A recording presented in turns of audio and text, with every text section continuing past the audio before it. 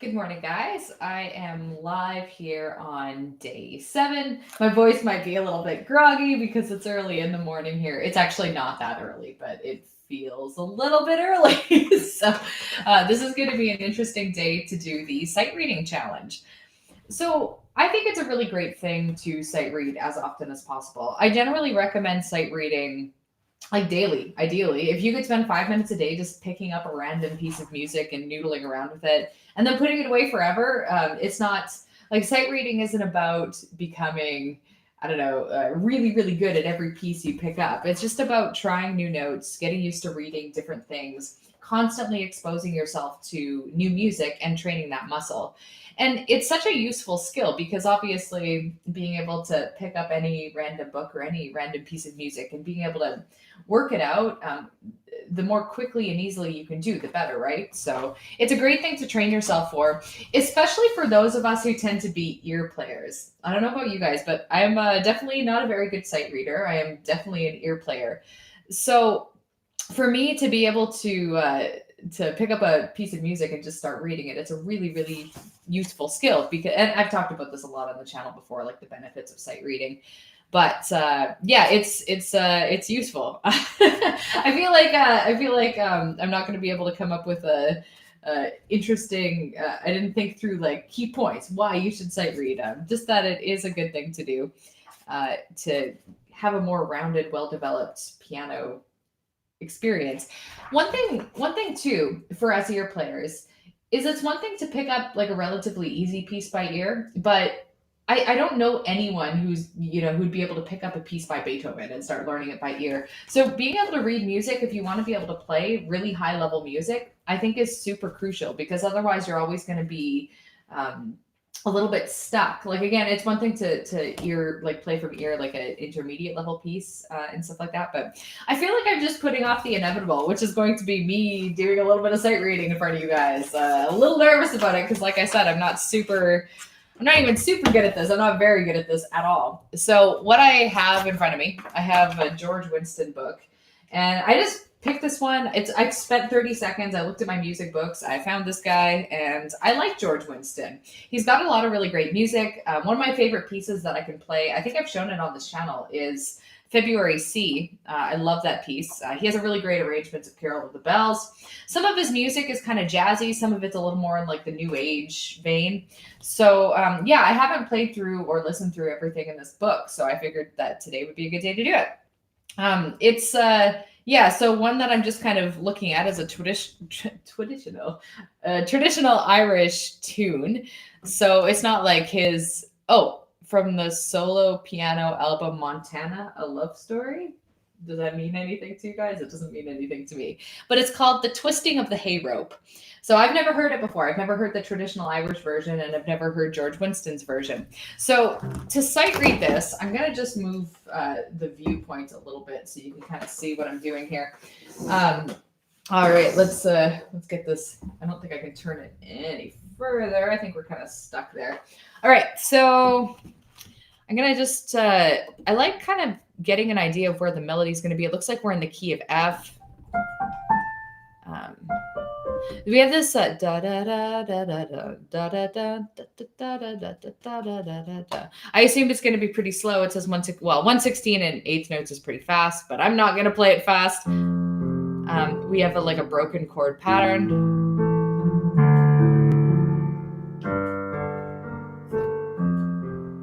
And kindly, the chords are notated above. Oh, left hand an octave higher throughout. All right. So I'm just going to kind of wing it. And this will probably start bad, and it'll probably get better as I go and start to get a feel for what it is.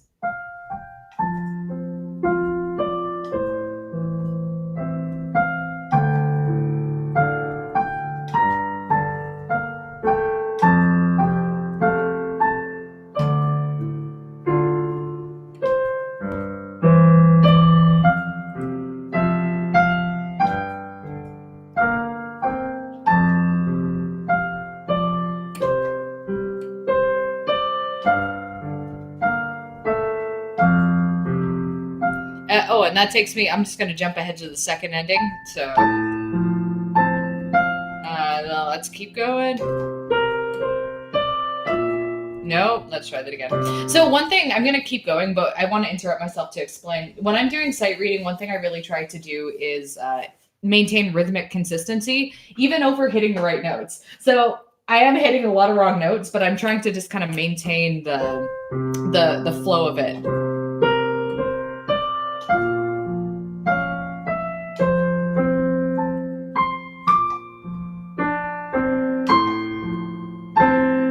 And that's a page turn. Do, do, do, do, do.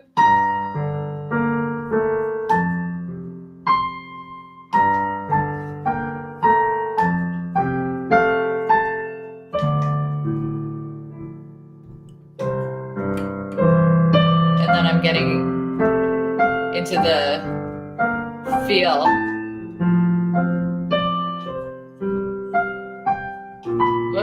Whoa.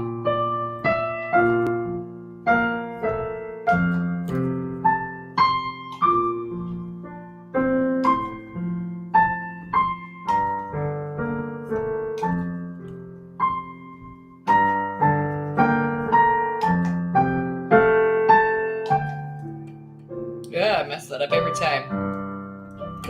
And then it looks like it kind of just keeps going with that little... Oh, I'm doing that wrong.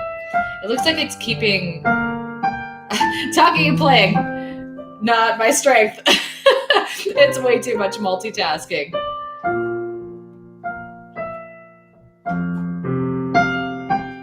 Anyway, it looks like that kind of tune just continues throughout the whole piece. So I feel like I could continue sight reading all the way to the end. It looks like it's 4 pages, and that would probably take me somewhere between 5 to 10 minutes to do the whole thing, which is exactly what we're looking for. And then it's like, hey, I've kind of listened through a new piece that I've never heard before. It sounds really pretty. I like the chord progressions.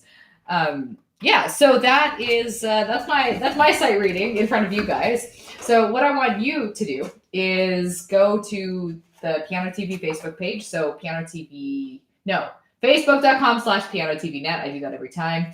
And yeah, put aside your tendencies for perfectionism, as I've been saying over and over throughout this challenge so far, and show us your raw, unedited sight reading, full mistakes. It's all good. That's just part of the fun of the challenge. Yeah, spend 5 to 10 minutes, and hopefully, I would encourage you guys to make this a daily habit, because it's, like I said, with a non-persuasive argument at the beginning of this video, it's a great thing to practice. So, do you guys have any questions, comments, concern? No, don't tell me your concerns.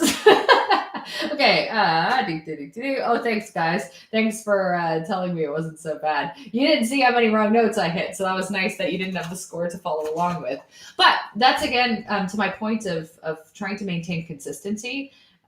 If you can sight read something with rhythmic consistency, even if it's not that good, even if you're making mistakes, you can kind of fake it. But if your rhythm is stopping and starting a lot, that's when you can't really fake it. Like people tend to notice that.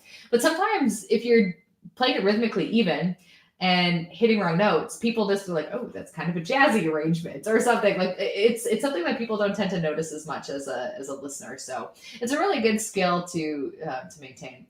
So Petula is saying that they sight read hands separate. Yeah, it depends on the piece. I generally like to practice sight reading hands together just because it's a little bit more challenging. But it depends how complicated the pieces are. So if you wanted to do more hands together stuff, I would just like scale back the difficulty level a lot, so you actually have the capacity to focus on both hands at once. Yeah, no, I have my digital piano in the basement, which is why I'm playing on that as opposed to my old acoustic. Inedible LME says, I just hate that my sight reading level is so much lower than my playing level. So practicing sight reading is just a chore. So you know what? It's kind of just a reframing thing, because I'm in the same boat. I always feel like sight reading is my weakness, as mentioned. So I just have reframed it as kind of like a fun. I have like a big pile of music that I don't even know most of the pieces. I just have so much music. So for me, part of the fun is just picking up a new book. Or like I just tend to be a little bit of a music hoarder. But if I come across new music, or I just want to like pick up a book, I find it kind of fun just to spend 5 minutes and I find it feels more like a chore when I'm doing actual sight reading exercises. And I know a lot of people really like that, but like the 4-star sight reading books, and there's a bunch of different types. I find that to be more of a hassle because it's not, I don't get the like experience of enjoying new music that I haven't heard before. So picking up a book like George Winston's and sight reading through it, I find really fun because it exposes to music I'm already interested in, and maybe piques my interest for checking out new tunes and stuff like that. So I feel like it's more fun if I'm treating it as an exploration of music that I wouldn't have otherwise checked out. There's way too much music to learn. Like if you try to learn everything well, there's just way too much music in the world. But if you do a little sight reading every day, you can kind of explore so much more music than you would otherwise be able to explore if you're just casually learning. Oh yeah, Petzold's G minor minuet. Did you learn the G major one too? That's a good one. Cool. So, oh yeah, I have to comment on the one key popped out on my piano. It looks really bad from this angle.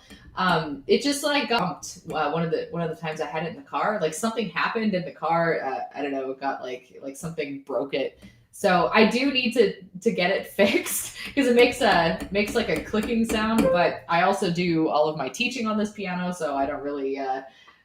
Being able to take it to the shop is kind of a challenge. But anyway, I am going to wrap today's live video up. I'm so pleased that so many of you managed to join me. I was thinking this was going to be kind of early in the morning, and I sent out an email just like 2 hours ago. So I was like, who's going to even be here? But I'm really pleased to see that so many of you hopped on today.